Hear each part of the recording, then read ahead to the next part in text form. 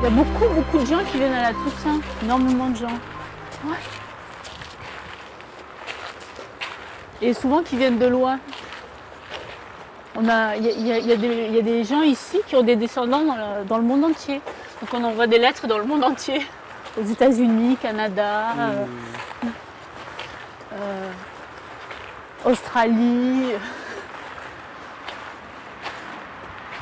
Sevran était, je pense, une ville très tranquille, un peu protégée, avec des grandes fermes. Il n'y a pas si longtemps que ça, je pense que si on remonte à 40 ans avant, c'était le cas. Et donc ils avaient un cimetière, le cimetière ancien qui existe toujours, qui convenait parfaitement, je pense, aux dimensions de la ville. Et puis ont été construits assez rapidement des grands quartiers d'habitat social, ce qu'on appelle de cette manière-là, c'est-à-dire beaucoup de constructions d'HLM en fait. Et donc d'un seul coup, il y a eu une grande crainte au niveau du personnel de la mairie. Il allait pouvoir accueillir potentiellement toutes les personnes qui allaient décéder. Je pense que la population à ce moment-là s'est multipliée carrément. Voilà.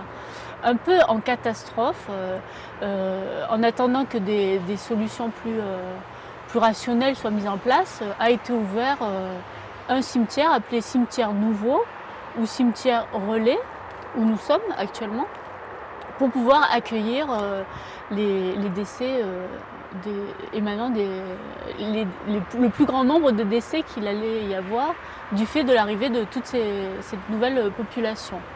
Et il y a beaucoup de gens immigrés qui viennent ici, comme les gens de province hein, d'ailleurs. C'est pareil, c'est le même phénomène, en se disant bon, on vient pour travailler ici, mais après, à la retraite, on retournera dans notre province ou dans notre pays, et puis on mourra là-bas, on sera enterré là-bas, etc. Mais il y en a beaucoup qui restent, parce que leurs enfants naissent ici, et puis parce que finalement, les liens se distendent avec leur pays ou leur région d'origine, qui créent des nouveaux liens ici localement et qui restent. Même parmi la population maghrébine et d'Afrique noire, apparemment, moi les familles que j'ai eues en contact, toutes n'étaient pas, on leur avait pas annoncé que c'était un cimetière relais, c'est-à-dire pour un certain temps. Voilà, ou elles l'ont oublié depuis, hein, puisque ça remonte à 30 ans à peu près. Mais voilà, c'était vraiment quand même une situation transitoire. Depuis 3 ans, la municipalité donc, a décidé d'attribuer des moyens financiers pour effectuer cette translation de cimetière. Donc, toute une procédure a été mise en place. Donc ça, les emplacements qui restent, ce sera fait par le maire